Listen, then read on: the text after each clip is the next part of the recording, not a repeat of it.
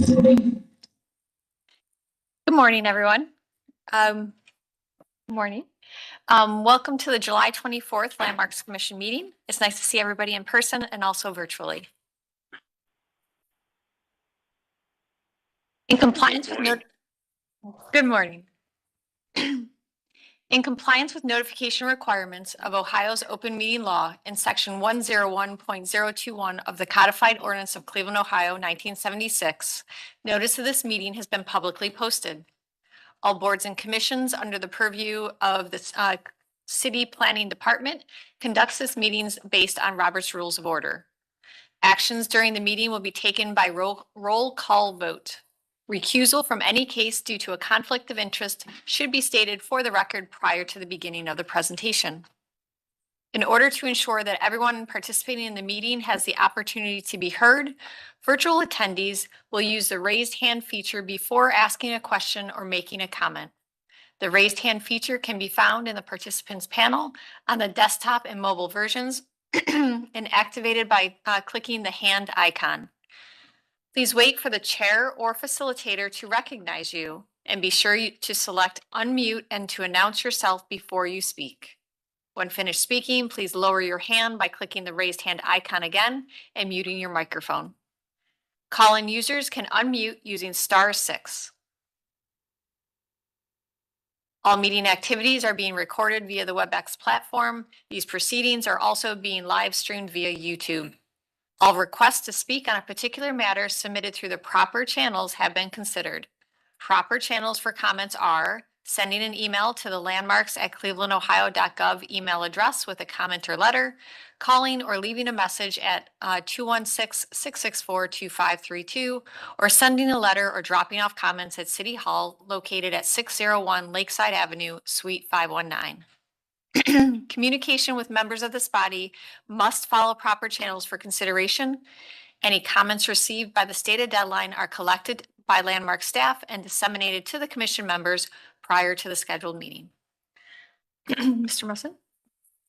Thank you, Madam Chair. To go over the meeting rules and procedures, the chair will call each agenda item and then each applicant will be invited to proceed through their presentation. Each presentation should be completed prior to questions and comments from the commission in order to facilitate a smooth presentation. Once the presentation is concluded, the chair will ask Landmark staff to summarize Design Review Advisory Committee recommendations and any public comments received. The deadline for public comment is noon on the Tuesday prior to any regularly scheduled Cleveland Landmarks Commission meeting. Any received comments are distributed to commission members prior to the meeting, and staff will also identify any members of the public present scheduled to speak. Public comment is allowed at the discretion of the chair, and any individual providing public comment is permitted 2 minutes to speak to the agenda item in which they have an interest. The chair will then request a recommendation from staff. The commission will then begin deliberations and project review. Any commission member except the chair may make a motion at any point after an agenda item has been called. All right, then we will call the July 24th, 2025 Landmarks Commission meeting to order. Mr. Musson, please call roll. Ms. Anderson? Here. Mr. Dreyer? Here. Mr. Dulick? Here. Councilmember Gray? Mr. Lozier? Here. Director Mersman? Here. Mr. Sambury? Here. Mr. Strickland? Here. Mr. Trosick? Here. Dr. Williams? Here. And Ms. Trott? Here. Madam Chair, we do have quorum. I'd also like to note that we have myself and Jessica Beam joining us from the Landmarks office here, and Sierra Lipscomb from Law present. We also have Mr. Brunges joining us from the office virtually, as well as Mr. Kevin Roberts from the Law Department joining virtually. Excellent. All right, then we will begin with our certificates of appropriateness. We will start with our first applicant. Located at 1422 Euclid Avenue, Ben & Jerry's revised signage.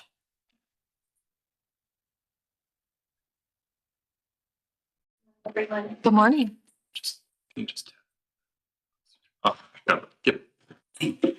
Thanks for having us back on the docket again. Alan, are you here? Call-in user.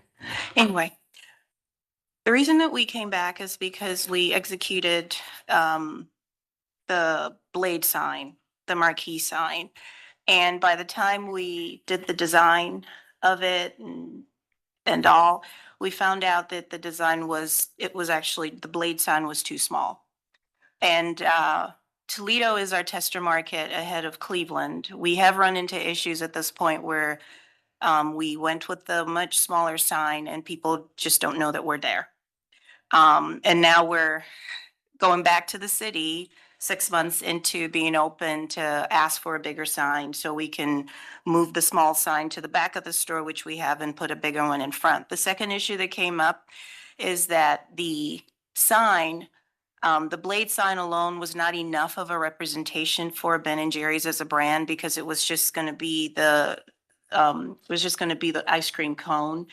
There's nothing on there that boldly says Ben and Jerry's, and it didn't give the brand enough of the curb presence. So they kind of were like, they're willing to do the marquee sign as well as the Ben and Jerry's letter sign. A lot of what we've done is we've redacted some of the artwork that will be on the mural that's going to be on the glass so that it's not too busy, because that was part of your concern. And it'll be more of the cow and the clouds. And most of the mural is actually going to be on the inside. So we've sized the blade. I'm gonna have Alan take over, a little bit smaller, but the marquee is there, probably somewhere around 58 or 56 inches. But it's still gonna be there so that people who are walking on the street can see it. Ben and Jerry's is extremely particular about the curb appeal not being too busy. And that was something that when the design team looked at it, they thought it would be appropriate. But obviously that requires the committee's variance. Now, because we are down to crunch mode, we plan to open, right now we're targeting probably the week of August the 11th. We had to start the production on the marquee sign, knowing that you all might decide to say no, and that's fine. But the grand opening is being slated for the end of August so that we can fall into Playhouse Squares, Lights, Camera, Action, and the Broadway season starts on September 5th. So we were running out of time, and it made more sense for me as a franchisee financing and funding this, that I had to add everything ahead of time so that I can put it in my budget and get it done, even if the committee says no. So I will hand it over to Alan to tell us what his thoughts are. Go ahead, Alan. Yes, good morning, everybody. Good morning. Alan Shaw with Off Contact Productions. I'm going to go through the presentation again, and this is the one that we did before a couple weeks ago, and we just added the blade sign details. So I'll go through them. And page one is the location, 1422 Euclid Avenue, Playhouse Square, in Shane's slide. Next one is the map and location, along with the facade, the look of the facade as it's completed, with all the graphics and signage up. Next slide. This is the proposed facade with Ben and Jerry's on the top, the blade sign to the left upper above the door. All the one window graphic in place. The peace sign is hanging in the one of the windows. And next slide. This is the current photograph of the building and what's up there now, and where we be. Next slide. This is what's actually up now. Established signage now, pristine wall sign over at the restaurant next door. They have printed awnings. We're going to do our awnings also printed. And then there's a fabricated letter sign over by Starbucks, and that scrolling LED box to the upper right. Next slide. And this is the site plan. So interior light box with a peace sign starting from left to right. Printed awnings. We have images of that on the next slide. Internally lit Blade logo sign. That's where it's going. We're going to place it right above the door. We have some better images of that later. And then the internal lit channel letter sign that we have approved already. And then some window graphics on the far right. Next slide, these are details of each element. And I'll just go over the internally lit blade sign. So it's got a 5-inch standoff, ACM backs, 040 returns. This is just how they make the blade sign. That's technical terms for what it is. Subframe painted to match the building.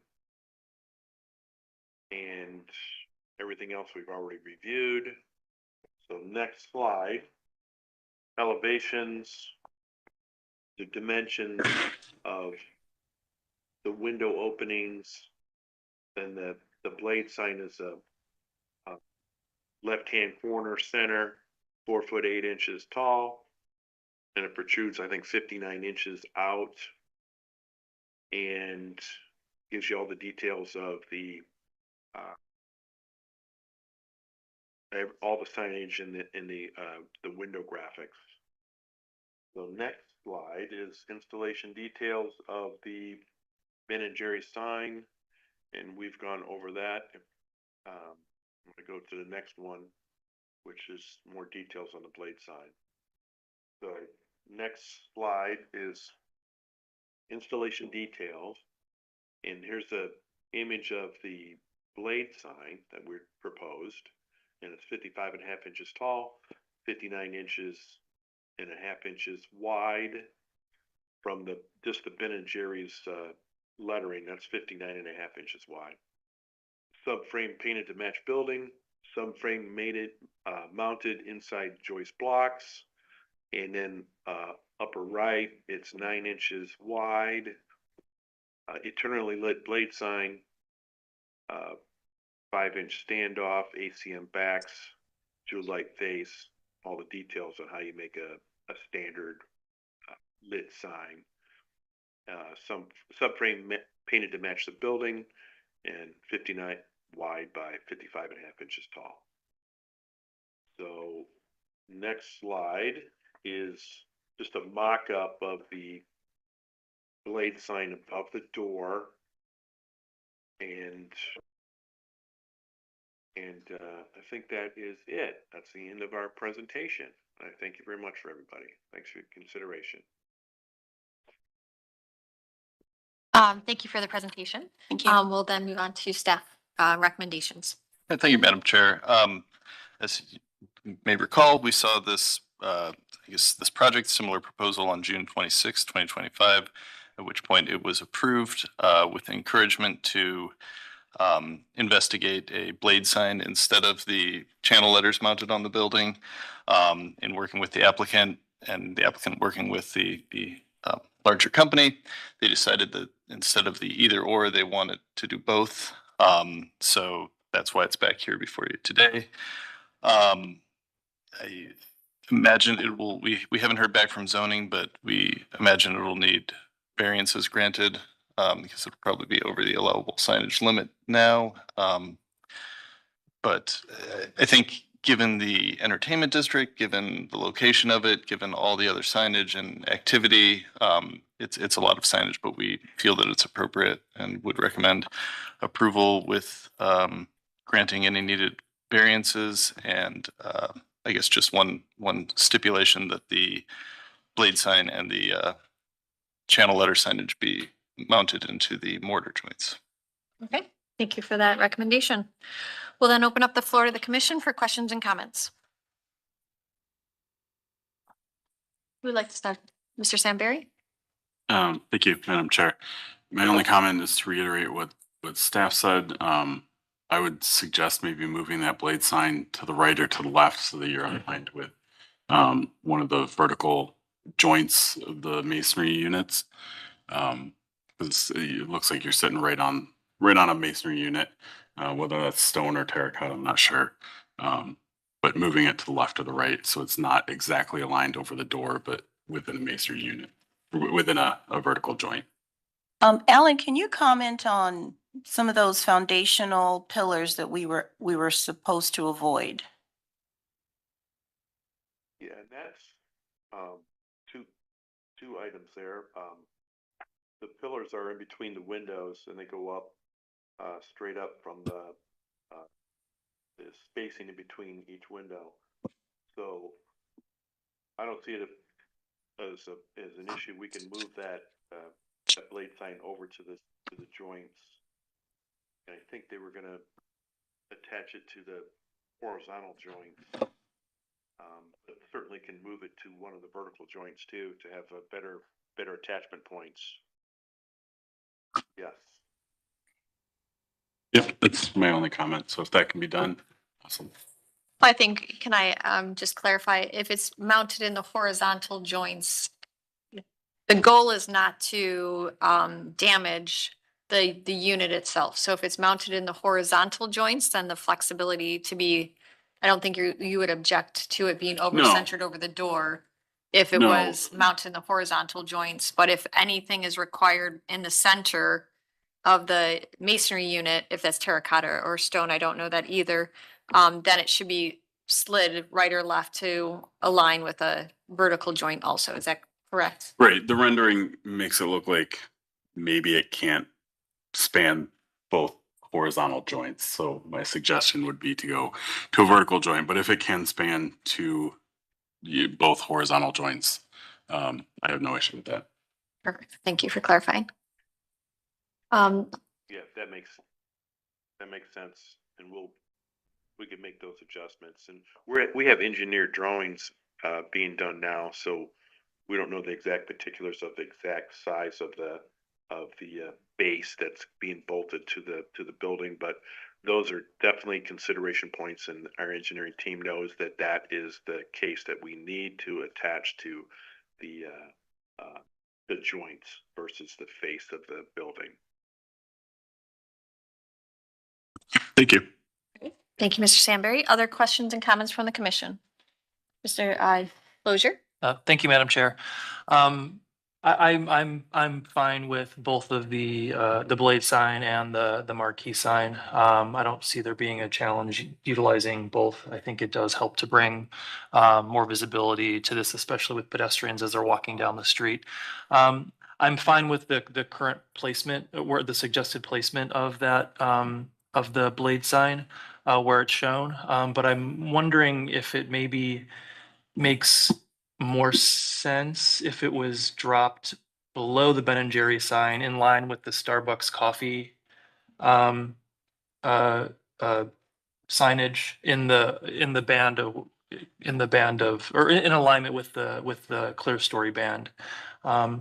It seems pretty high up on the building for a blade sign of that size.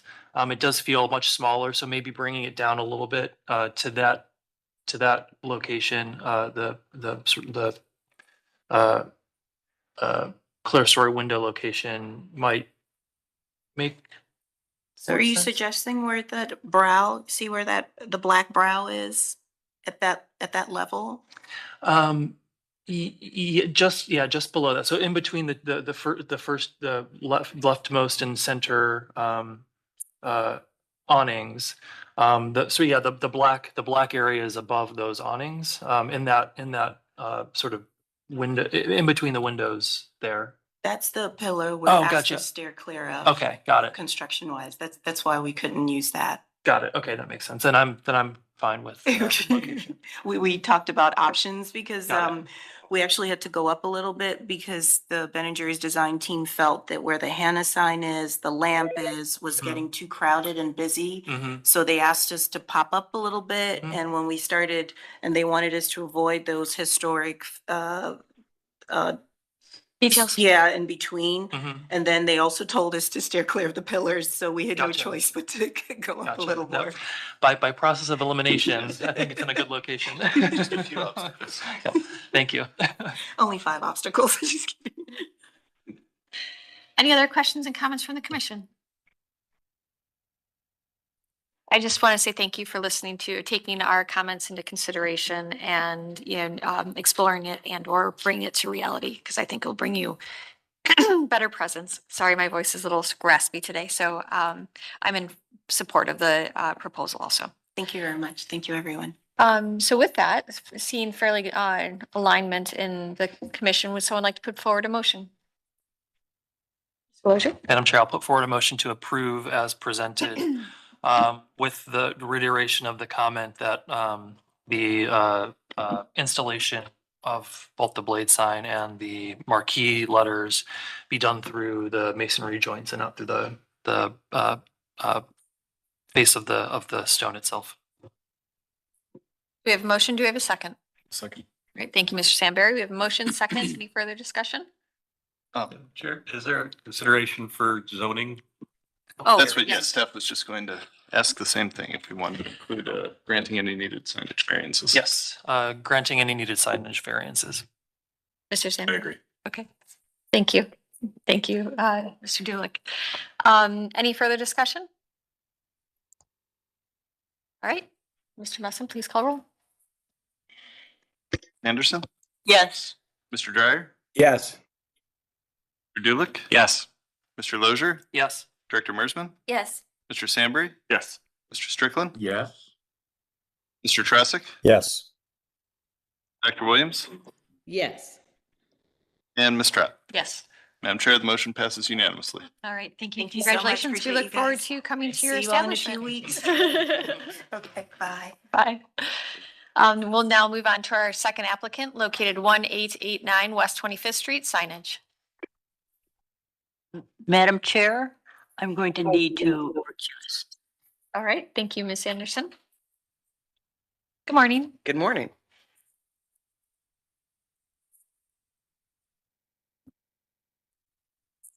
So just Alright. a little housekeeping, just tell her when you'd like the slides advanced. Yeah, we can go ahead and get started. We were here together a month or two ago. I can't quite remember. But so we started this and then the client changed the image of the graphic. And so it has a signage instead of a mural. Is how we first applied. So you'll see some of these will be familiar. So just locating our building here on 25th Street by the Mitchell's Ice Cream there. So next slide.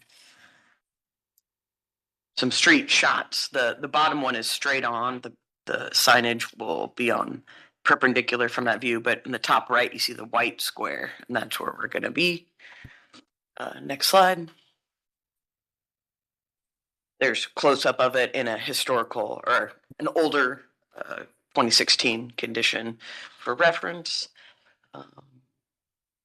Next slide. So the plan, so you can see where this is a Chipotle, so they'll have the kitchen in the back. Where the mural is in the front corner, we're gonna be just where it's dining and where customers enter the queue line. Yeah, next one. That's the elevation from the Gold Court view. We have the signage, vinyl, heat applied vinyl. And then at the bottom, there's a thin brick to match the brick towards on the patio side of the building. And then you'll notice on the right side that tan stucco corner, that's to match the front. And so the corner turns with the same color. And then some lighting above to wall wash the vinyl sign. Next shot. Some perspectives. So you can see it turns, the mural will turn the corner at the backside just a little bit. And then you get the front shot, probably the main view people will see of the signage. Next one is just the full image for reference. Next one. Yeah, then some details. So we have this wall section at the mural, or excuse me, the signage to show how the inside's painted, the outside has the stucco, which will control the weather between that wall, and some details of a typical stucco installation. The next slide is some we're gonna color match the brick at the back with the thin brick, that's the top corner. The stucco on the bottom is supposed to color match the front of the building. And then the top is our light spec that we'll use for the wall wash, and then we have a heat applied vinyl specification there at the bottom, right? Just the end of their slides, you could probably go back to the pictures. I'm sure they're more fun to look at than the details here, but yeah, that's everything. And it's considered signage because of the Chipotle on the tractor. Good call. Right, is that Yeah, it? so on Okay, the like- elevation, I called out, it's a 2 foot wide, 4 inch tall Chipotle. So it ends up being less than a square foot of Chipotle signage on this vinyl.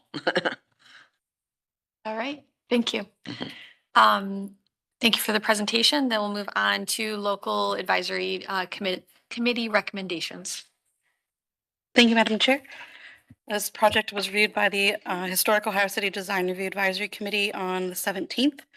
They did discuss the lifespan expectancy of the sign, maintenance plan, which Arnold specified that the organization has a team for that. So they did discuss that and the maintenance for it. But overall, we're supportive of it and recommended the issuance of a certificate of appropriateness as presented. Thank you. And staff recommendations? Thank you, Madam Chair. As the applicant mentioned, you guys did review this and approve it on April 24th, 2025. It was approved with the condition that the stucco be replaced and that it be a vinyl mural with lighting. Final details provided to staff. Staff appreciates those details that have been updated for this presentation. Particularly some of the things that were just brought up in the conversation, like the materiality of the base and, not extending onto the stone that wraps the front of the building. As was mentioned, the addition of Chipotle to the tractor turns it from a mural to signage, and staff feels that it's a limited enough change and not that significant of an issue and feels that it's appropriate. And so we would recommend approval with granting any needed signage variances. All right, thank you. We'll then open up the floor to the commission for questions and comments. Guess I'll start us off. I appreciate you listening to our recommendations and making the adjustments into the design to color match the brick and wrap the corner and both, front and rear so that, you define the area impacted and respect the original materials. So I'm in full support of this. Other questions and comments from the commission? Would someone like to put a motion forward? Mr. Dulick? Thank you, Madam Chair. I'd like to make a motion to approve as presented with the support of any required zoning variances. Thank you, Mr. Dulick. We have a motion. Do we have a second? A second. Thank you, Ms. Mersman. Any further discussion? All right, Mr. Messon, please call roll. Mr. Dryer? Yes. Mr. Dulick? Yes. Mr. Lozier? Yes. Director Mersman? Yes. Mr. Sandberg? Yes. Mr. Strickland? Yes. Mr. Trasick? Yes. Dr. Williams? Yes. And Ms. Trot? Yes. Madam Chair, the motion passes by a vote of 9-0 with one recusal. All right, congratulations. We look forward to seeing your project move forward. Thank you, everyone. Thank you. We'll then move on to our next applicant located at 1123 East 98th Street, tile roof replacement. Hi, thank you very much for having us today. Can you guys hear me? We can. Okay, thank you very much. So I purchased this home on auction back in March. This property had been abandoned for 8 years. If you go to the next slide, please. It's located in the Glenville Historic District, right up from the cultural gardens. The houses surrounding my property are beautiful and historic in nature.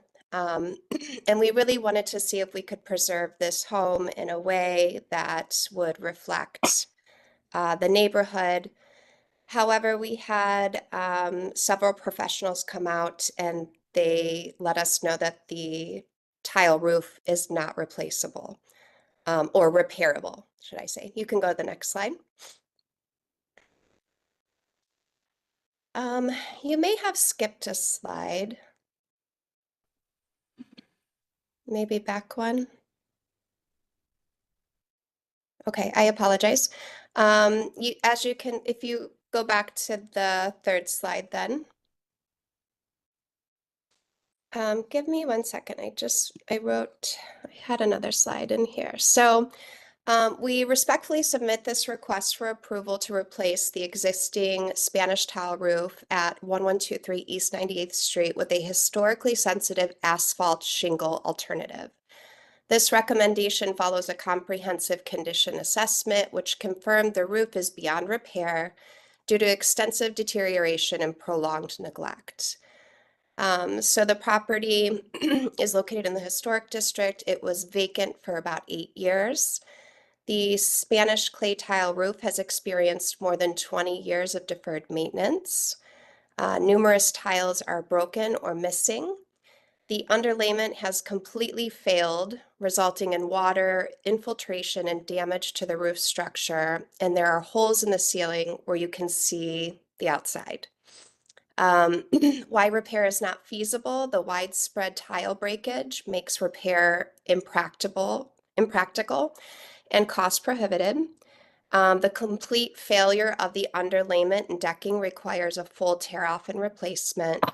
And the estimated cost of restoring the roof with the new or salvaged clay tiles exceeds $150,000.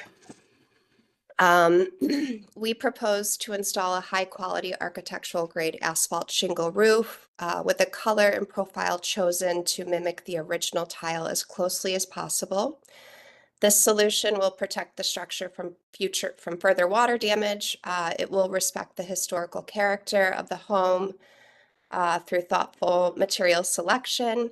It will provide long-term durability with low maintenance, and it will make restoration of the home economically feasible, which will enable occupancy and revitalization of the property. So as you can see on this first slide, there are many places where there are holes in the current tile. If you go to the next slide, please. Again, just additional pictures of where there are holes. The top hole, you can actually see light coming through into the house, as well as there's a hole on the left side of the dormer there. So the top hole is on the third floor, and the third floor ceiling has all started to deteriorate because of it being abandoned for 8 years and it raining inside of the home. Go to the next slide. These are just some photos of the back roof as well. There are a couple spots on here that have some water damage. The underlayment isn't as deteriorated on the back side, but they let me know that they would need to replace the entire underlayment because of mold and water damage. Next slide. These are just current pictures of the interior. So this is the first floor. To the hole on the left side of the dormer is coming through into a closet and has leaked down into the first floor. The second floor, that is the hole on the right side of the dormer. And then that is the third floor hole, as you can see, daylight in that one as well. Next slide, please. We had a professional from Profi Custom Roofing come out. We were told that he was the best person to repair a clay tile roof. It was not easy to even find somebody who would take on a repair. He was very confident that he could repair any clay tile roof. But once he assessed our roof, he said that this is not repairable because of the failure of the underlayment. And next slide. We then had Durable Slate come out. Again, it was not easy to find a contractor who would do a full replacement. The Durable Slate came out, took the aerial photos for us, assessed the property. They also confirmed that it was not repairable. And their quote to replace is $149,622. Next slide. We got a quote here to do the full replacement of the roof as well as the underlayment. The cost to replace would be about $18,595. And on the next slide, you will see the two options that we think would be most fitting for the historical and architectural element of the neighborhood. And I think that's it for the slides. And thank you for your time and consideration. Thank you for the presentation. Before we get to the commission, we will start with the local design review committee recommendations. Thank you, Madam Chair. This project was reviewed by the Greater Northeast Historic Design Review Advisory Committee on the 15th. They did discuss the loss of some of the details that are part of the roof due to, changing it from a tile that has waves and different dimensions to regular asphalt shingle roof. But otherwise, they, acknowledged that the roof appeared to be in very poor condition and unrepairable, and so recommended the issuance of a certificate of appropriateness as presented. All right, thank you. And then we'll get on landmark staff recommendation. And thank you, Madam Chair. Staff certainly appreciates the applicant doing their homework, providing the estimates from reputable contractors and assessors, to evaluate the cost to follow the guidelines for repair laid out in the Commission's roof treatment policy, which was adopted by the Commission last year. Roof is certainly a significant character defining architectural feature of this property, but we understand that there's significant cost associated with replacement with new tiles, and that repair is just not an option with the underlayment being past its life. As I said, the applicant's done her homework. The only other piece of information that staff would like to see is the cost of synthetic material that mimics the appearance of slate. But that being said, staff looks forward to the discussion from the commission. Thank you. All right, thank you. We'll then open up the floor to the commission for questions and comments. If you'd like to start us off. Mr. Strickland? Thank you. Thank you, Madam Chair. I'll reiterate what Dan said in commending the applicant for the comprehensive research and investigation of possibilities of repair of this roof or replacement with the Spanish tile, and commend the applicant for just taking on this project and saving another house in a very significant historic district. So we've seen similar projects in the past, and for similar reasons, mostly being extremely cost prohibitive. I agree with the substitution of the asphalt shingle as an appropriate material to provide the necessary protection for the house and allow for the complete restoration of this property. So I'd be in favor of granting the certificate. Thank you. Thank you, Mr. Strickland. Other questions and comments from the commission? Ms. Anderson? Thank you, Madam Chair. Yeah, I also appreciate all the homework that the applicant has done investigating repair and replacement. Oh, gosh, maybe 30 years ago, the McKinley Terrace, which also has a clay tile roof at the corner of West 81st in Detroit, what they did is they took clay tile from the back of the structure where you can't see it from the street, and they replaced damaged tile on the front. I don't think that would work here though, because your underlayment is rotted, and unfortunately it's just too far gone, which is sad because the clay tile is such a key architectural element here. My only request, and this is a request because I'm not, I don't have authorization to tell you to do this. so many of these homes have incredible, like in this case, finishes, oak woodwork on the inside. And my only request is to maintain that, not tear it out and put it in the dumpster and not paint it white. And it breaks my heart because every day I see, the original incredible wood obliterated in these houses. So that's my request. Again, it's a request, but a very sincere request. And my preference of color was in that middle, the one at the top in the middle there. I like that muted reddish color. I think it mimics the clay tile pretty well. But again, I thank you for saving the house. Thank you, Ms. Anderson. Other questions and comments from the commission? Mr. Lozier? Thank you, Madam Chair. I also want to reiterate, thank you for, providing a lot of context and a lot of, and thank you for doing your due diligence and bringing, experts to help understand both the cost and the scale and scope of this project. I understand 100% the situation.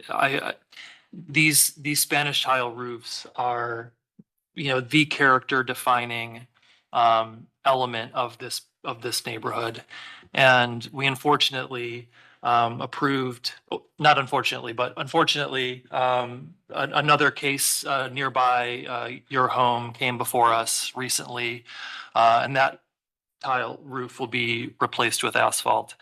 I would request that, and I don't know if you've done this already, but investigate a synthetic material that's, not the clay tile, just for to understand what the cost of that is. I don't know if you've done that already or not, but it looks like there's some pretty newer options on the market when it comes to that. And in an ideal scenario, while we can't get the clay tile, if we can get something that is more reminiscent than an asphalt shingle, I would at least like to understand kind of what the cost of something like that would be, and if that's something that is a viable recommendation to other applicants moving forward. To my knowledge, at least as long as I've been on this commission, I haven't seen anyone propose a synthetic option, but I've only been on the committee for maybe a little over a year. I guess ultimately what I'm saying is I would really appreciate that if that was an option, but completely understand the situation that you're facing. And again, thank you so much for taking on this project. It's so much better than, this coming across our table as a demolition request. So thank you for saving this home. Mr. Lozier? Ms. Solomon, would you like to respond? I see your hand up. Yes, thank you very much. And thank you, Mr. Lozier. I did look into the synthetic material because I want to make it clear that it is my intention to keep all of the architectural charm of this home. We will not be painting the woodwork white. It's absolutely gorgeous inside. We'll be keeping all of the windows because they have leaded stained glass. So it is my intention to live there one day, and I love old houses. That being said, I would love to keep the clay tile roof, which is why I did such extensive research, because I would give anything to keep it the way it is. And I also did look into the synthetic materials. However, they are just as expensive as the clay tiles are, unfortunately. I think that contractors just seem to know that this is a high ticket item in terms of renovation, and so they're not saving you any money on the synthetic materials installation. Thank you for that understanding to that related to the synthetic material. Mr. Dulick? Yes, thank you, Madam Chair. Yes, the city actually did use a synthetic tile roof at the Woodland Rec Center, which was approved by this body. And we found it to be cost neutral But just for future reference, when we have this conversation again, and that is an option economically, we did it for purposes of maintenance and a 50-year warranty on a public building. And if you've been out to Woodland, I just recommend you look at it and see how nice it can be. But we definitely did not save money on the installation, but our goal was to save money on future maintenance. Excellent. Thank you, Mr. Thank Dulick. you. That's great to understand also. Other questions and comments from the commission? Ms. Anderson? Thank you, Madam Chair. Yeah, I'm going to reiterate what you're saying. What little investigation I did on this, I found that even with the synthetic material, it's the installation of those individual tiles that creates the expense. You know, it's just harder to apply and takes more skill and more time than a regular asphalt shingle roof. So, yeah, I think we're kind of boxed in here, money wise. So, those are my comments. Thank you, Ms. Anderson. Mr. Samberry? Thank you, Madam Chair.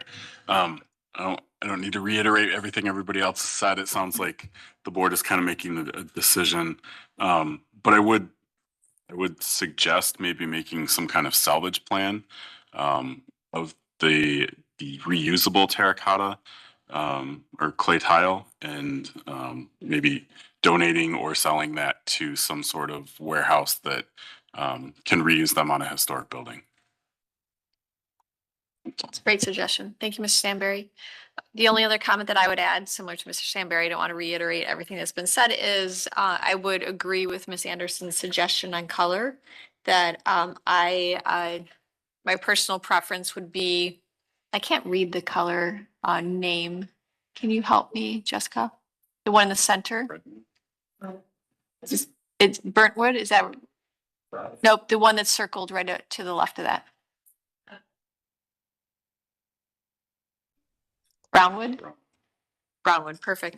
That I would be in favor of the brownwood color for the replacement. I just wanted to get that name in the record.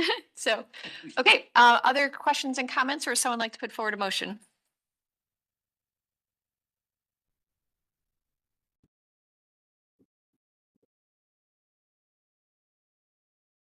Mr. Samberry? I'll make a motion to approve as presented, with the recommendation that we go with, or that the owner go with the brownwood color, and strongly recommend any kind of salvage plan to reuse these tile in the future elsewhere.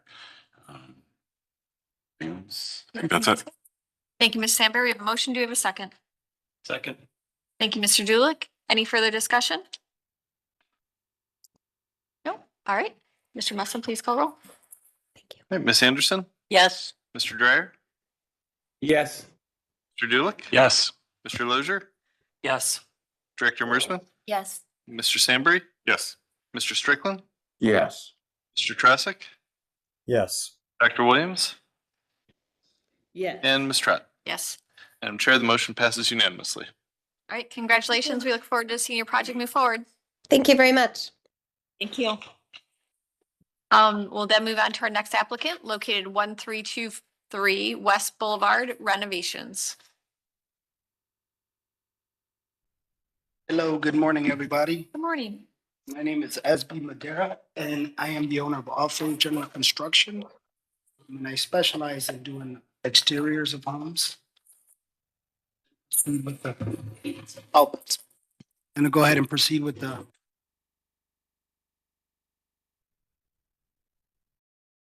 So, this is pretty much,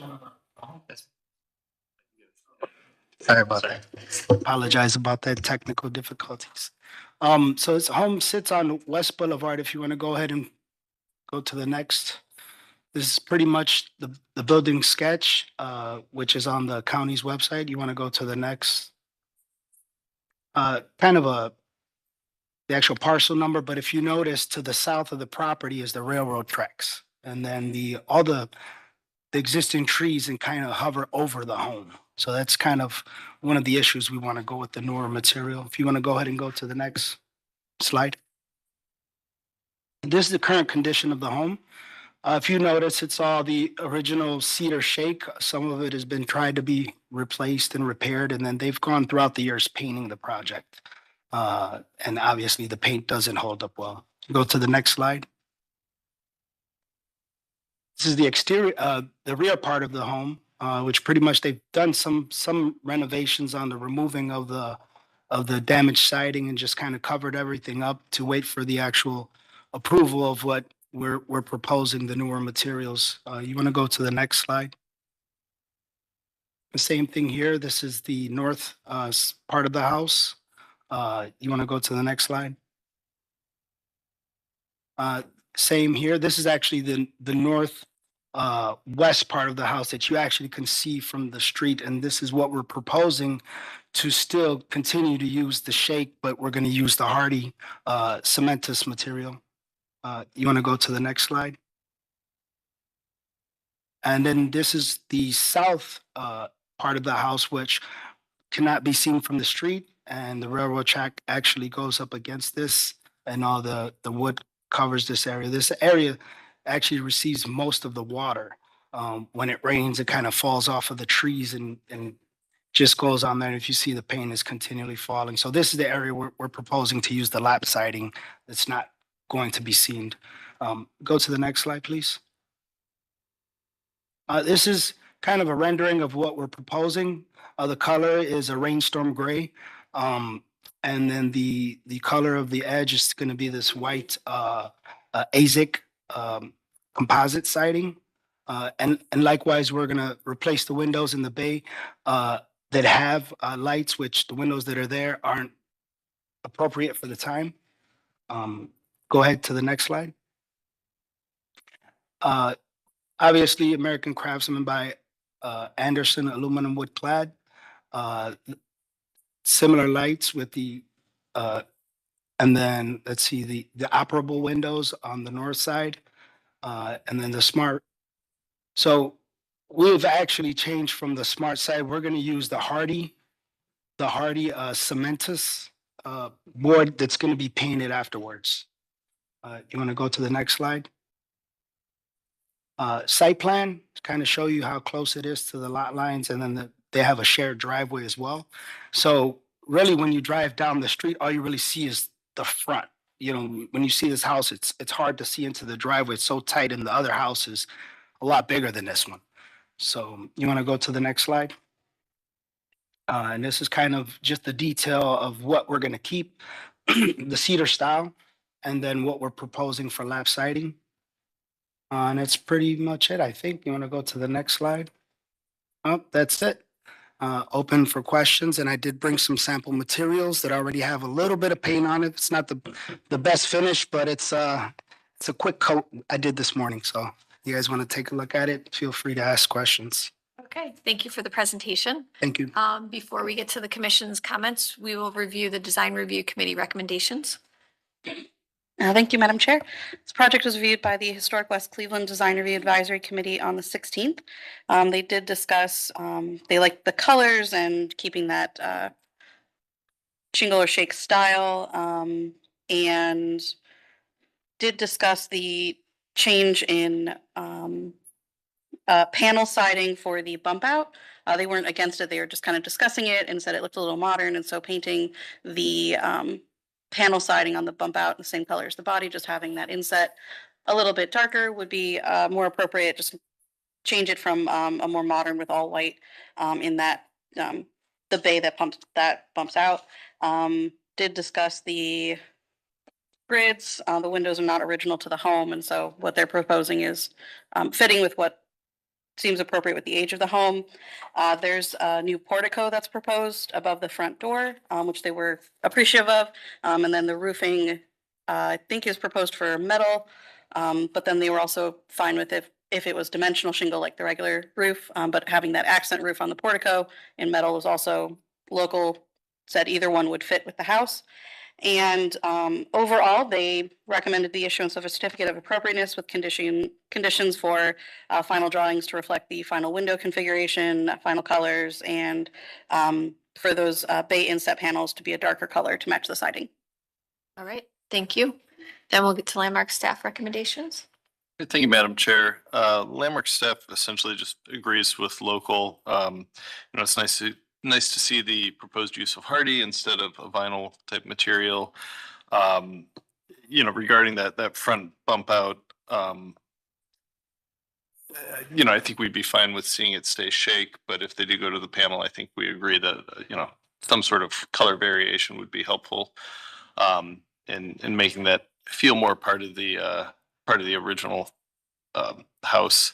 I guess the only question I really have is just regarding I guess the change of configuration of material. The front and north side are going to be shake, and then lap siding on the south and east side. Is that? Yes. And then also I went on ahead and brought an updated rendering to show the color change on the bump out as well. And then we've already named the color to be Rainstorm Gray. So I took the commission's recommendations before I came here. That's much appreciated. I guess my only question is, will the reveal be the same with the shake on the front and the lap on the side, or will it switch from a 7-inch to a 5-inch or something? It'll be the same. Okay. Yeah. That's all staff. Yeah, staff recommends approval. Okay, excellent. Thank you for that recommendation. Then we'll open up the floor to the commission for questions and comments. I'd like to start us off. Mr. Lozier? Thank you, Madam Chair. So I just have a few questions, namely around some of the other alterations that are sort of inconsistent between the current home and what's being presented. So I'll start with, I think, the roof. Right now, it looks like the roof, basically butts up to the facade of the house, and then there's a sort of a shake detail that runs along that roof pitch. And then the renderings are showing sort of the roof extending out a little bit further than the face of the house. Is the intent to extend the roof slightly, or is it meant to sort of be what's there today? It's going to be what's there today, but we're going to use the actual AZEK trim to give it that detail, to give it the final detail. So kind of the overhang that was put in the rendering is not proper. But the intent was to show the actual 6-inch trim board. Okay. To show as a detail. So as you see the current condition now, all that will be trimmed out all the way down to the roof line. Okay. And that's our. Thank you. I just have just a question about the shake itself. As you've been doing work on the home, is there any appearance that there's anything underneath that shake? Is there if the shake was original to the house, or if it was covering up another siding material? I haven't done any work on this home yet. So whatever's there has been done by the homeowner, but I actually have a historical picture of the property, and it's on my phone. I wasn't able to upload it, but I can show you guys. It was originally shake. It was an original shake home. And it did have the lights in the front windows as well. It's very hard to kind of articulate what's in the picture, because then it's got like a piece of tape over it, and it's kind of like makes it shaded, but I can see clearly that the detail was there before. Okay. Yeah. And then I just think, with the way the existing structures are around it, just a little change in color variation might make it stand out a little bit more, because it's a tiny home amongst a whole bunch of different colonial and fancy, modernized, it's like, what can we give him to make it look a little bit better? So just the details that we're doing hopefully gives him that. And then we can still preserve the historical detail with the hardy cementous shake. We'll still give it the frontal shake. And really the only reason we're going to the lap siding on the rear and the south is because, obviously budget reasons, but it's less to maintain, because even when you do the composite shake, you have all the gaps in between. So you still have an opportunity for moisture to get in there. No, I appreciate that. And I appreciate that you did research to find the historic image. This being a fully shake house, from the beginning is unique in and of itself too, which to continue on that as being a shake home, I really appreciate your doing that. So I wanted to maybe touch on the new sort of front porch structure, and then the earlier rendering showed no window above that, and then the final rendering shows a window above that. Actually, what I brought now is correct. So I updated it. There is gonna be no window above Okay, that. gotcha, Yeah, yeah. So going back to the front porch, was in the photo that you have, was there a porch at that? There was a tree in front of it. course. And I have it. I can pass you my phone and you'll look at it like, yeah, I even took out like a little microscope type thing and it was like, no, I can't see it. So I couldn't, but I, going in the traditional style of these type of, shake, and this is not even a big shake home, it's more of like a shake small home. But if you go into any historical pictures of these type of homes, there's always an exterior type of leisure space, pergola, overhang. There's always something exterior. Even, to see that it was something there, it wasn't anything there, it kind of would say, I don't believe that, because there's always something. And then if you go to all the other colonial style homes that are in the area, there's probably 3 more homes that have that same, exterior porch dormer with the metal roof on it already from historic. So it's kind of like trying to match the neighborhood, so to say. But since we couldn't get something in stone stating it had it before, it's more like it looks like it needs it. And so if you can go back to the rendering without it, if you don't mind. Or to the front, I think the frontal view of the house will show. Yeah, it's like something is missing. So that's so, and he's always wanted something there. And the footprint of the actual the pad that's there, we're gonna do it to scale to meet about 40% of that. It's not even gonna be bigger than the pad. Okay, so thank you for that. And I guess to sort of thank you for answering my questions. So I think I'm in support of what you're presenting. I think that I don't see there being an issue going from the shake in the bump out portion to what you're proposing. In theory, I don't necessarily have an issue with adding the front sort of porch area. Though it's hard to know if there was anything there, originally. But I would request that the details of that front porch be submitted to staff for review prior to installation. Yeah. Okay. Thank As you. far as a framing plan, you mean, or Um, what kind of details, like I materiality? guess just sort of sort of a section through if there's any particular moldings that you're using, what the columns are going to be of and all of that. So All right. thank Great. you. Thank you, Mr. Lozier. Other questions and comments? Ms. Anderson? Thank you, Madam Chair. I take it the roof is being replaced? No, No? Okay. not at this Okay, the moment. roof no. is staying.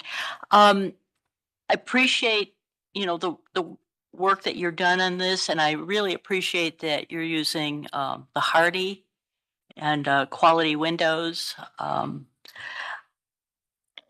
And sometimes the renderings that are generated on the computer don't really reflect what's actually happening. So I just want some clarification. There's a kind of a soffit on the right-hand side.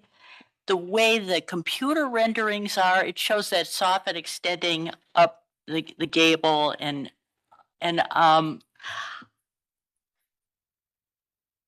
with the shake style houses, they often don't have that soffit. It's more flush.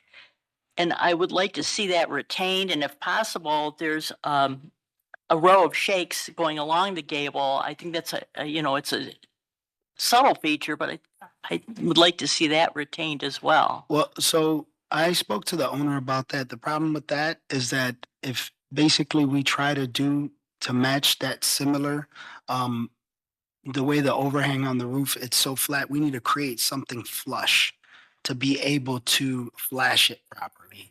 If we're gonna do the overlapping shake, then we're gonna open up more possibilities for water to get behind there. So that's why we propose doing the trim board, because it's gonna give us a flush line and then we can metal flash it. So it's more for construction purposes that we do that. Now, around the actual soffit that's there, actual, like if, so that is like that, and underneath there, what we're gonna use is a solid hardy board cementous soffit. So anything that's gonna go on is either gonna be this composite or it's gonna be the cementous board So is the composite. soffit gonna extend? Well, what's there is kind of what's gonna extend, not the actual eave of the gable. Okay. So the eave of the gable needs to be kind of this in order for us to flash it properly. Okay. So these are gonna go, we'll just say these are gonna go and they're gonna set Okay, back. so it's to not going give to it that- extend the, because there's No, more it's the of a renderings, shadow there. yeah, the renderings actually I- don't do it. And that yeah. often happens. Yeah, I sit on the Near West Design Review, I know. So, My other strong preference would be to maintain the shingle on the bump out bay as opposed to the panels. I think the panels just give it too modern of a look. well, so I discussed that with the owner, and kind of what we came up with, it more, the bay window, when you look at other bay windows, they normally have, the historic ones have that creased steel in them. You know, so you can always, it's bay windows are always articulated in some way. So, you know, I just suggested doing a solid panel to kind of give it that different look, which is similar to like wainscoting or something like that. But I mean, this is kind of what my client wanted, and I don't, Yeah. you know, I don't want to say, I suggested it, but Well, it's just that the original house did not have that. It was, Yeah. you know, it's all consistent shake. yeah. You know, it's that shingle style house. Yeah. So that, you know, when I first looked at the rendering, I thought, oh, that looks like a new house. Where's there a vacant lot on West Boulevard? You know? Yeah. And then I'm like, oh, no, it's just because of some of the modifications. So I'm not comfortable with the panel, even changing the color. Changing the color helps, Yeah. but I still think it makes it look too contemporary. Yeah. I'm okay with the portico. In fact, I think it needs a little bit of something on that side of the house, but the shake, I think should just be retained the way the original house is configured. Well, we're here for your suggestions, so. Thank you, Ms. And- Anderson. Thank Yeah. you. Other questions and comments from the commission? Mr. Dulick? Thank you, Madam Chair. Yeah, I have to reiterate just the care Yeah. that you've taken and how well you're working with your client to do things that sometimes we have to compel people to do. The fact that you're doing it out of the gate, I just appreciate that very much. I want to concur with Ms. Anderson regarding the shingle style. Some of you may be familiar with the Low House in Bristol, Rhode Island, like the archetypal shingle style home. It's a big gable. And I think that the shingles on the bay are an essential part of the character of the scale and composition of the house. This is like a vest pocket version of that home, bay windows and all. And it's a wonderful landmark. And the fact that we have a miniature version of it here in Cleveland, to me, is a really wonderful thing. And so I think that the maintaining the existing character of the shingles on that bay is actually part of the essential character of the house. So if you would, we'll get to a resolution at some point, but I would really. Can I comment on say- that? Yeah, sure. Okay, so would you be opposed to us at least putting borders for the existing shingles? Like, so to say, like where we have, if you want to go to the next part of the. Oh, you mean like Render- corner boards? Yes, corner boards, and we just do it out of solid pieces, because what happens is wrapping that shingle, Mm-hmm. you know, has to be done intricately piece by piece, and what happens, it doesn't give you the flush edge. You know, we're thinking long-term, we're thinking Mhm. maintenance. You want to go to the next one, I'm sorry, the actual rendering photo with the base. Yeah, so if we can still trim out the edges and having the inside of the base to be the shingle, I mean, it just would be more practical. The way it was done historically was they would make shingle cap because wood is soft, wood is easy to work with. This is more of a cementous material. It's very complicated to make edges, and we might even have to make them out of metal, and it might still not end up being the newer material. But I would be okay with, speaking on my client's behalf, to putting shingles in the panels as long as we can trim them out and have the edge pieces be the composite board, if that's more for functionality, but it's like to preserve the property. Right. Yeah. Through the chair to the applicant. Yeah. Thank you for that. And I think it'll be interesting to see it's like a hybrid. So it preserves the notion of the materiality, but details it in a way that I think you're correct is generally a better practice when you use that. Doing a traditional wood shingle woven corner out of hardy shingles is a very challenging thing to do. I think the scale of that trim, if that corner trim was as small in scale as possible, that would be, I think that would be helpful. Okay, so I'm gonna take notes actually. So if you're proposing currently what I'm. Yeah. I think that would be fine, actually. So if you say if we do like a 3-inch corner opposed to a 6-inch corner? I think it would need to be studied. I Okay, think that the way you have it where it's basically extending the trim that's on the side of the windows, kind of the window corner boards, is pretty large. I think the notion that it's that horizontality, it's the continuity of the shingles and the appearance of that. I think from a detail perspective, if that is like a wood transition piece, you can imagine the two pieces of, say, whichever trim you're going to use. But I would suggest that trim piece is the same color as the siding. we I can do think you'll that. get that continuity. We can do that with the trim as well. I mean, it's the only difference, there's gonna be a break in the actual lines. But it's all to preserve the structure, water resistant material. It's like, there's certain principles you have to use when you're using these materials in the installation. But we can definitely do that. But I do have a hard copy of the rendering showing the color break. So if you want to take a look at that, feel free to, it does show the actual colors. Sure. Give you kind of what it could look like, and if you want to switch the materials that are in there to the same cementous shake, I'm okay with that. And through the chair, staff is happy to work with the applicant on the final details of trim widths and color application and all those final details. Yes, through the chair to the applicant. Yeah, thank you. It was a good kind of conversation we really like to have here as a group. So I really appreciate your willingness to engage in this. I really enjoy working on historical homes. I've done a lot of projects through the Cleveland Restoration Society, and I'm aware of all the details. And I think they built a lot better before, and I'm sure all you guys agree with it. No argument there. Thank you. Thank you.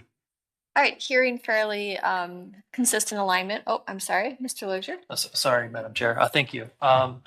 To go along with Mr. Julick's comments, I think that we would think that same detail that he's describing also wants to be a similar detail at the outside corners of all the outside corners of the house. So instead of having a 6-inch piece of trim. Yeah, I think being consistent, because right now that shape turns all of the corners. So having a similar detail to what Mr. Julick is describing on the bump out, having that be on the left and right sides of the house as well. Okay. To help maintain that idea of continuity.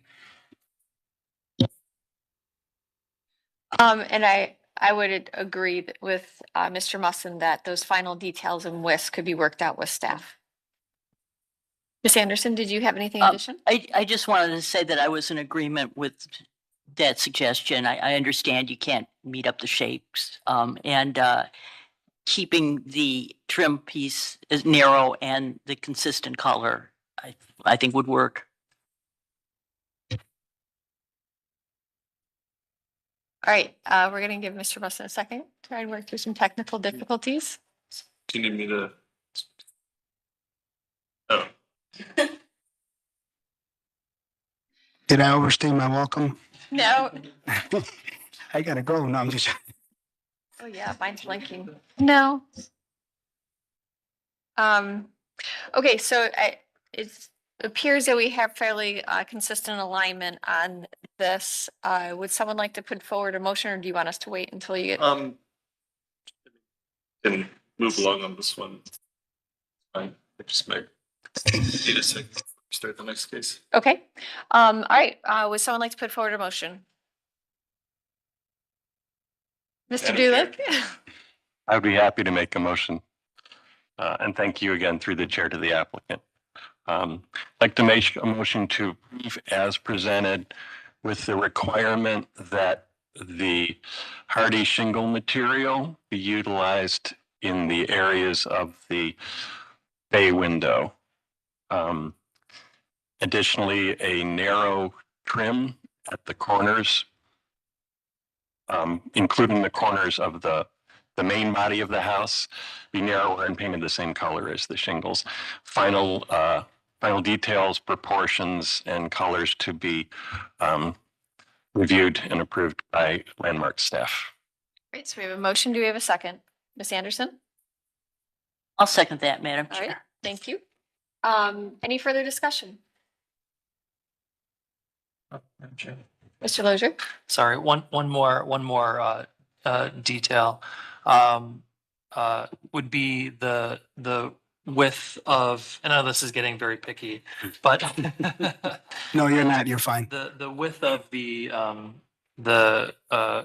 shake that traces the Roof line? the roof gable, Mhm. having, again, reviewing that detail with staff, but the recommendation being that it's the same width as the current width of the shakes that create the detail. And so the existing shakes, they're about 4.5 inches. So we can definitely do that. Did you want to make it the same color? Or did we want to do the white? Because we are doing the white windows. Yeah, let's say I'll, Leave that to staff. Do that with staff. Okay, But thank you for. no problem. All right, any further discussion? Okay, Mr. Messon, you ready? Mr. Messon, please call roll. Ms. Anders? Yes. Mr. Dryer? Yes. Mr. Dulick? Yes. Mr. Lozier? Yes. Director Mersman? Yes. Mr. Sambry? Yes. Mr. Strickland? Yes. Mr. Trassick? Yes. Dr. Williams? Yes. And Ms. Trapp? Yes. Madam Chair, the motion passes unanimously. All right, well, congratulations and thank you for all the thoughtful care on this project. Thank you so much, guys. You guys have a great day and good luck in trying to preserve the historical homes in Cleveland. It's a hard job. Thank you. That concludes our certificates of appropriateness. We'll then move on to our schematic plan review. In a minute. I think we're good. Okay, well then we'll move on to our first applicant located at 4516 Clinton Avenue, renovation and addition. How you doing, board? I'd like to introduce myself, Jack Klein, and I'm working with Adam Hyon with Inside Holdings. We've both been in the neighborhood for a good amount of years. Adam has been doing renovations and living in the neighborhood for 10 years. I've been here about 30 years. We're talking about 4516 Clinton, and you can go to the next slide. This house is currently condemned. It was up for sale. I believe it was just about to be sold, and they were planning on tearing down the home, and obviously that wasn't a possibility because of its age and historic nature. So when we were looking at the property, we looked at a multitude of options of what we could do with this home. The first avenue we were looking at was saving this home and adding other units in the rear of the property. One of the challenges with that was this house is oriented way to the right side of this lot, and the house to the left is oriented all the way to the left side of the other lot. And maybe you could walk through next slide and we'll kind of show aerial views. This just kind of shows some facts in front and back. We all know where it is there on Clinton. You can go to the next slide. If you're kind of looking at this slide, you could see how close this structure is on the right, and the one on the left is pushed the other way. The house to the left of it has a apron and a driveway, which they are currently using. This house also has an apron and a driveway. So it kind of creates a large dead space of driveways between these two houses.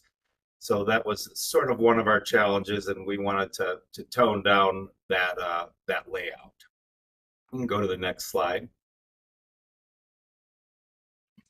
Just in this view, it shows we are obviously saving the entire layout and footprint of the existing structure, and we're proposing adding on a garage in the rear with a livable space above it that can be used as a bonus room or even a master bedroom or home office. You can go to the next slide. This is just the same view, just a little more detail on just this plot plan. What you'll notice, what we've tried to do here is on the left side of the house, we've added a covered porch off the left side. That also works off of the kitchen, which is very practical. Go to the slide, please. This is just kind of an angle view, kind of showing how crunched this house is to the right. And on the right side, there is a number of units that are packed in there, and that's kind of what we were trying to avoid when we decided turning this into a single family residence. Go to the next slide, please. Just looking at it from the rear, the house itself is in pretty rough shape. The inside has been gutted. If you can go back to the front picture of the house, there's one back. Maybe. I don't know if you could see, but you could see that dark piece of gray wood. At some point, probably.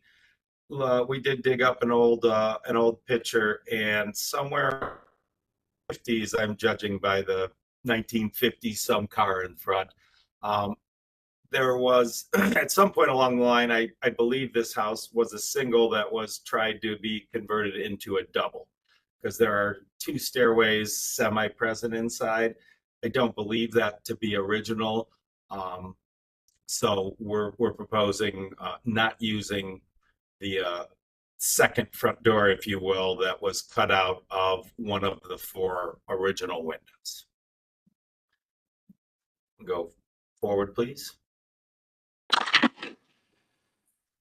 Just back to the rear of the structure, showing some of the damage. Right now, it has a composite old shingle on it that obviously was not original to the house. Underneath that shingle, we have a 4-inch wood siding that is barely there. It's very deteriorated. Next slide, please. This shows the general layout of what we're proposing. Front house, the footprint is identical, and what we've done is added a connecting walkway that is both on the first floor, allowing for a connected garage, and on the second floor, it connects to the bonus room / home office in the rear. We oriented this connecting walkway on both the first and second floor all the way to the right side so that it is not visible from the street. Next slide, please. And this is our proposed building elevations, both of the front and back. But we could come back to this, but let's keep moving forward and we'll get to the rendering. This elevation kind of shows where the courtyard area is in between the existing of the house and the new part that's in the rear. And as far as the bottom picture, that side of the house is only 2 feet. Well, we're about 2 to 3 feet off the property line, and the neighboring properties about this approximately the same. So the neighboring property, it's almost all houses, all house going down this whole side. So you could barely see down this side of the house. Next slide, please. Just kind of a cross section showing in general what the layout is. Next slide.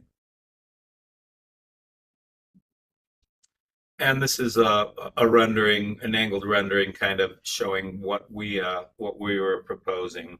We did in the local advisory, design review advisory, they had some concerns about the modern look of the structure. Of course, we enjoy the modern look, but we also respect the historic that the home once was. It's not very historic today, but we certainly appreciate that at some point it was a historic home. The local advisory committee had suggested we retain the 4 separate windows in the front, and they were a little concerned with the boldness of the black and white. So we have done some work on it and made some changes, but we unfortunately we don't have those attached today. So, but we're very sensitive to what you guys and the feedback you guys give us. But this was our starting point. Next slide, please. This is kind of showing from the rear of the property. You could also kind of see from this picture how tight we are to the far side of the home, which pretty much covers the whole side of the house. Some of the other things that I'm sure you will hear from the local advisory committee, but you know, things that they were concerned about was the standing seam metal roof, which we can switch to architectural shingles to make it more traditional, especially on the front. Go to the next slide, please. This is a side view, just showing the courtyard, front existing structure, and rear. Next slide, please. Aerial view showing the layout on the lot, kind of highlights what we're doing with the side porch. Many details have to be worked out, and we look for feedback from you on trim details, color details, and how we accomplish that side porch. Another thing that right now there's a flat front porch roof. Also, they had suggested possibly doing a shed roof. We're open to that idea. I'm sorry? Okay. So next slide, please. This is just a view looking into the courtyard, which this view really will not be seen from the street, but still wanted to show what we're trying to accomplish there. Next slide. This is showing some of our materials. We were looking at doing a board and band siding, and the rest of the home was to be hardy siding with a horizontal with a 4-inch reveal. One of the other things, as you can notice in this picture, is what we wanted to do was set the garages a little bit back off of the alley for a couple of reasons. Number one, the alley's very skinny there. One of the buildings is built right behind this, right on the alley. So we wanted to leave enough breathing room behind the garages that you could safely get in and out of the garages and not be forced to pull directly into your garage. Next slide, please. That's probably a better thing. In this one, you could kind of see that gray piece of plywood. That's very likely where the fourth window at some point was turned into a second door. I would believe when this house was turned from a single into a double, sometime in, I don't know. I don't know exactly when that happened. Next slide, please. Similar picture from an angle. Just kind of highlighting how much space is in between us and the left house and the two driveways. And we were trying to be sensitive to the amount of aprons and driveways, and it just didn't look right with two driveways right next to each other and a good 40 or 50 feet in between the houses. So that's why we went into the option of a side porch. Next slide. Just the rest of these slides will be mostly existing pictures, which we could shuffle through, and then most of the other slides are our existing layouts. That gives you an idea of how tight we are to the property on the right. And with that bay, you really can't even see past the front of the structure down this side. That's also why we put our connecting walkway on this side, where it would only be seen from either the rear or the side of the property. And this is the existing site plan showing the front structure. There is a dilapidated garage in the rear. There's a couple enormous trees that are not in good shape and in the way, so those would have to be removed. Next slide. And then this is our best guess at the existing floor plan. The interior right now is gutted to bare studs. It's falling apart pretty bad. There's unfortunately no trim, there's no doors, there's nothing left on the interior of this house except studs. Next slide, please. This is kind of the haphazard layout of the existing windows and doors on the front elevation. Where's the front elevation? On the front elevation, you could see the existing door there. Some of the other window layouts that have probably happened in multitude of stages over the years. Next slide, please. Existing cross section. Next. I think that's the majority of what I have. All right, thank you for the presentation. Before we get to the commission comments, we'll hear from Design Review Advisory Committee recommendations. Thank you, Madam Chair. This project was reviewed by the Historical Ohio City Design Review Advisory Committee on the 17th. They reviewed it schematically and so provided feedback. As our applicant mentioned, there's a lot of really good discussion about modern elements on the original or historic home. Overall, they thought that the siting of the plan was appropriate. The massing was good. Just the modern reimagining of the building seemed too loud for the context of the street, and that the historic facade should be more prominent than the rear, and that could be done with subtlety in details or materiality, not necessarily changing the structure of what's proposed.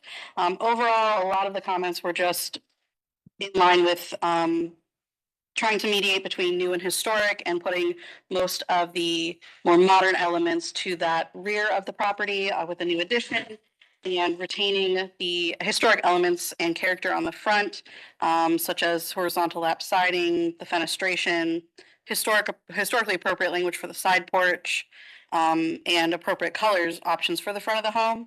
And that would allow the rear addition to be more modern and have those modern elements on there. And overall, there was a lot of good discussion about just the different elements and how to maintain the property. Given that the last time that they saw this, it was up for demolition, they were really happy to see even the entire structure of that original home retained. Thank you. And then landmark staff recommendation. Right, thank you, Madam Chair. As Jessica mentioned, the last time this commission saw this property, it was up for demolition, which was denied last year. So we, look at this as a real success. We've got a developer with a great track record here, working towards a nice rehab. I think staff really aligns with local on their comments about this. I think, that fenestration of the front and the siding treatments and all that is important. And it sounds like the applicant has already started to make some revisions to his plans to kind of address what was discussed at the local committee, and staff is happy to work with the applicant moving forward. So that when he's ready to come back for final approval, it can be hopefully a smooth process. We agree with the approach that local kind of proposed of, keeping the front more historically accurate and appropriate, and letting the more modern area be in the rear where the new construction will be. So I think they're on the right path. Excellent. Thank you. Then we'll open up the floor to the commission for questions and comments. Mr. Lozier? Thank you, Madam Chair. I first want to commend the applicant. Finally, we have a proposal that saves the historic home. So thank you both to you and your client. I think as we learned, previously as part of the demolition proposal, that this is, I think, the oldest home on Clinton Avenue. So again, the importance of this, of maintaining this piece of history, I think is extremely important. And again, very, very appreciated by this board. And I'm sure also the residents of the street and neighborhood as well. I have no real concerns about the addition portion. I think it's, based on the Secretary of Interior standards. It's different but complementary to, let's say, what would be the historic home. But I also do, I think, agree with local and staff where, again, given its history, treating the historic piece of the property as more of a restoration, trying to keep it as close to the original as possible, really celebrating that as this historic piece. And to reiterate some of local, maintaining and reusing the current fenestration, the window openings primarily on the front facades, utilizing horizontal lap siding, asphalt shingles, things like that. When it comes to and I think this is a really great use of this site as well, creating something that's usable and livable for a family today, having a connection to the rear habitable garage area is consistent with some of the other renovations and expansions and new homes on the street, and creating sort of a nice sort of courtyard area within the site. I personally don't have an issue with the flat roof on the proposed new porch.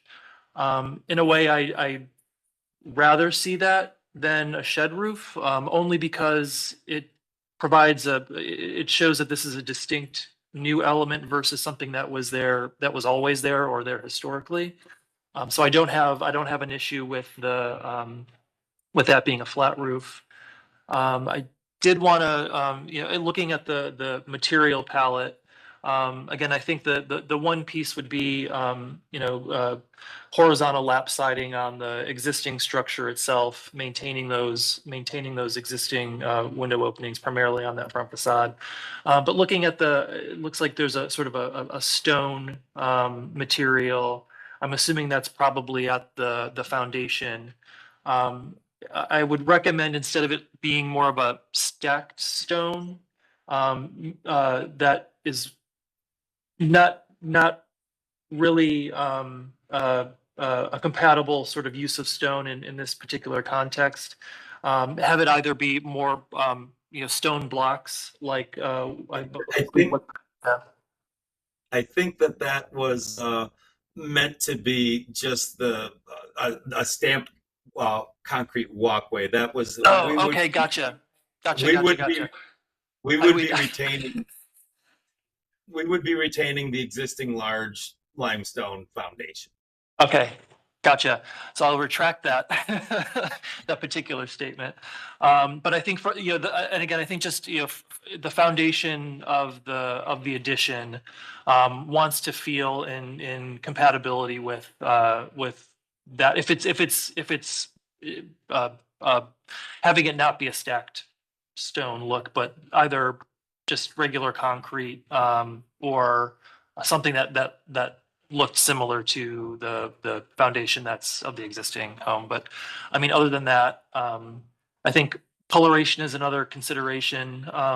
But I mean, all in all, I think this is a really great proposal, and I appreciate your willingness to already take a look at how to adjust the design of the existing home to make it more historic. So thank you. I really appreciate your work on this. Thank you, Mr. Lozier. Other questions and comments? Director? Thank you for the presentation. I appreciate the removal of the additional curb cut on Clinton and the use of Wheat Court as an alley, and using that space for outdoor space. This has so much nice outdoor space. It looks like a really nice place to live. I don't know if I caught it. Are you renovating this and putting it back on the market, or are you working with a client who will live here? Adam Hyatt Insight Holdings they're planning on renovating it and it will be for sale. Okay, great. So that leads to one other idea. I know when you opened up, you mentioned maybe wanting to have multiple units here. And I'm curious about the potential for the bonus room on top of the garage to be designed to potentially function as an accessory dwelling unit, like with maybe an additional staircase or some sort of access that doesn't go through the main house. I think it could make a really nice studio apartment should the owners wish to use it like that with just a couple of modifications. So that would be a recommendation for consideration. I think it could be flexibly designed so that it could also be connected in an additional room of the house if desired.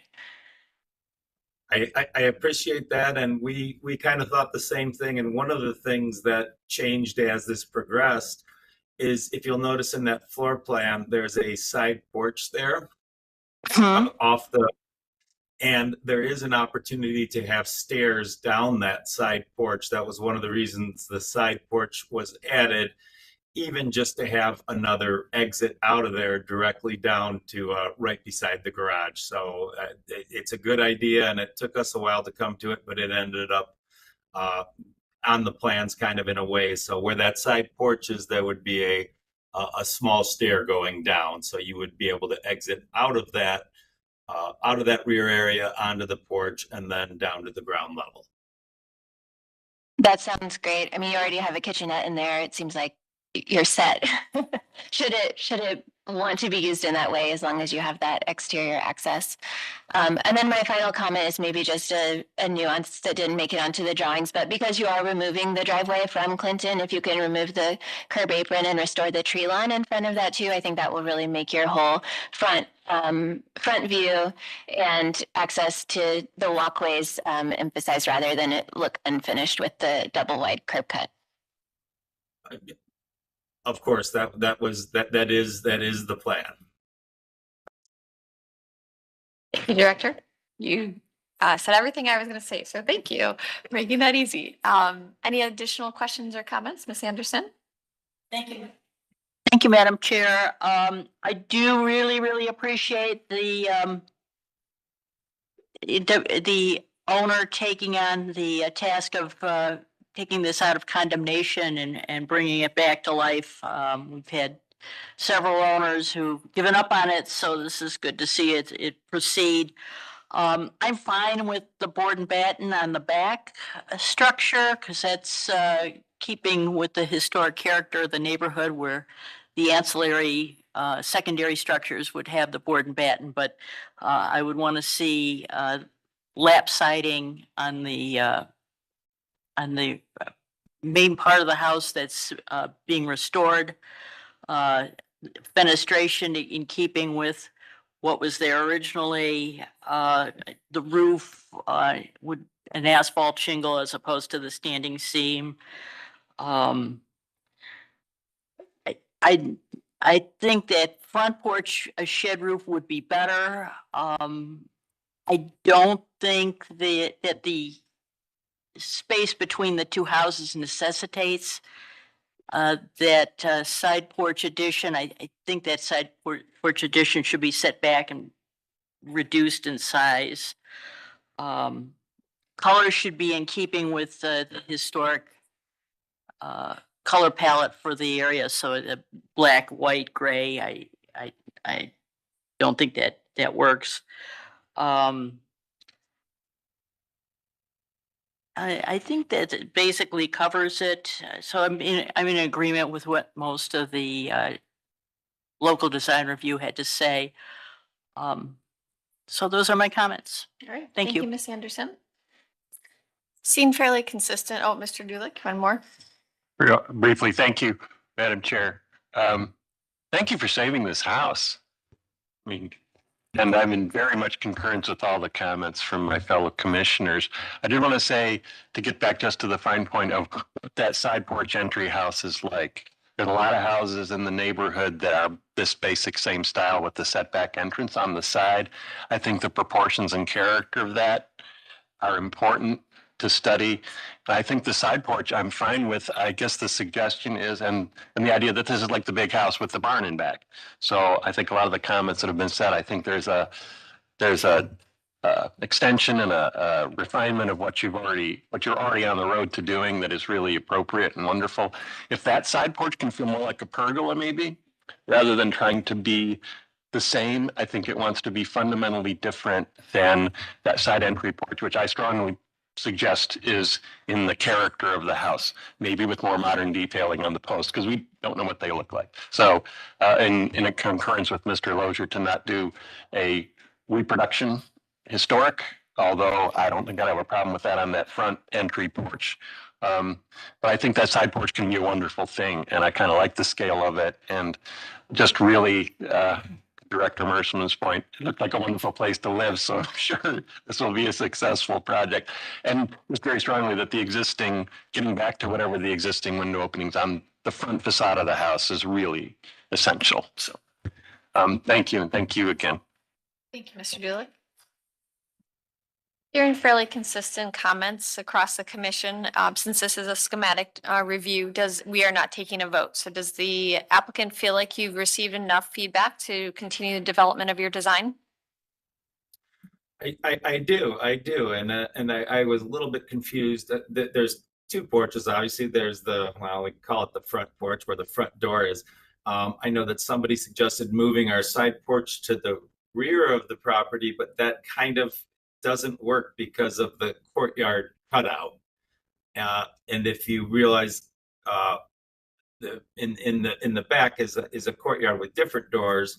Also, it just happens that the kitchen, that side porch, the door to that side porch leads directly to the kitchen, which makes it kind of nice also, so that if you wanted to make a cup of coffee and go sit out there. And we kind of took inspiration of this side porch from another side porch on the, I don't know the address, it's somewhere between right around 32nd, 34th, has a brick building with a beautiful side porch on that. And when we saw that, it seemed so fitting, and it seemed to cut down on the space between the two houses.